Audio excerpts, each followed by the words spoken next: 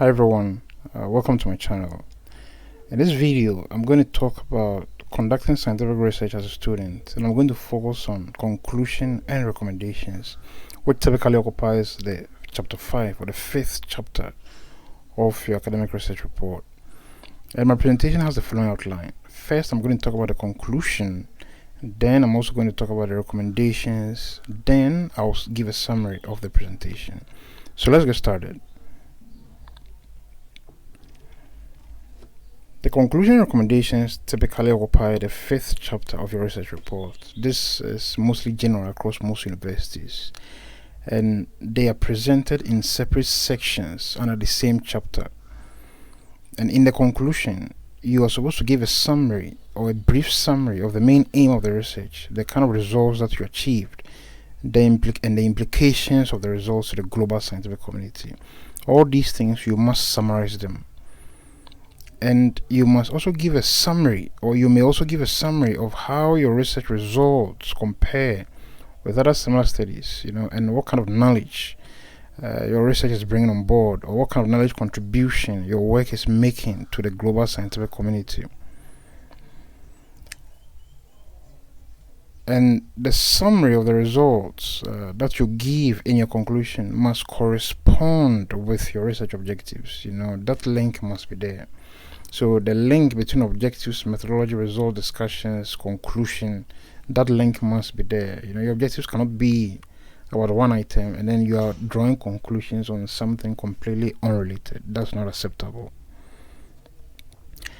And the conclusion is typically presented in one paragraph, because everything is summarized and brought together into one paragraph, which typically is about half a page of a typical A4 sheet.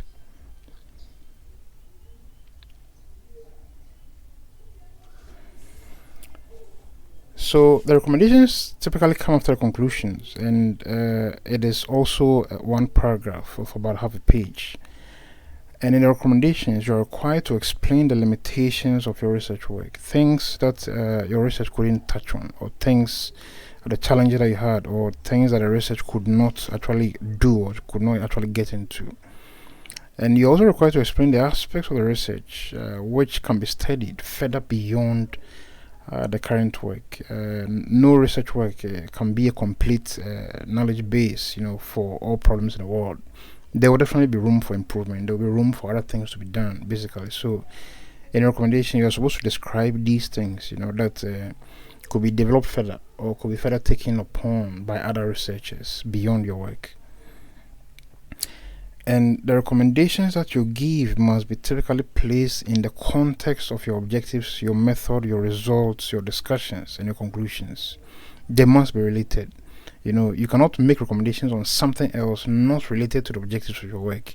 Everything must be related to each other. That relationship, or that idea or thought process must flow from your objectives throughout the various sections of your work. And in a well-written recommendations section, what happens is that the reader or a researcher should be guided as to the aspects of the research they could take up for further studies.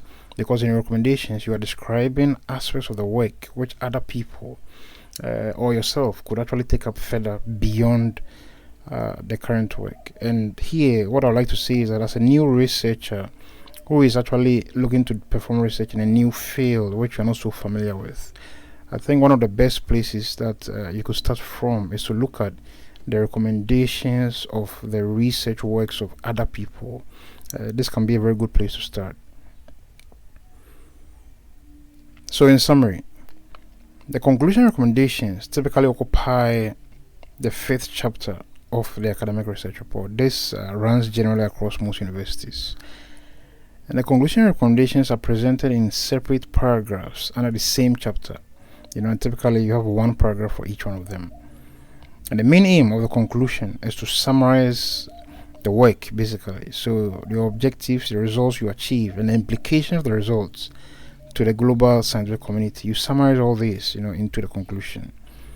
And for recommendations, so the main aim of the recommendation is to describe the limitations of the research work and the aspects of the research which could be studied further beyond what you have done.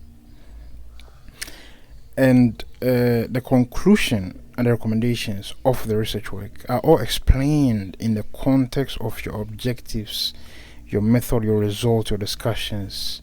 That relationship must be there. So the conclusion and recommendations must be related to what you have actually studied in the report, and the relationship between the prior items, the results, discussions, the method. That relationship must actually exist, because your objective cannot be related to something and then you are concluding on something else unrelated.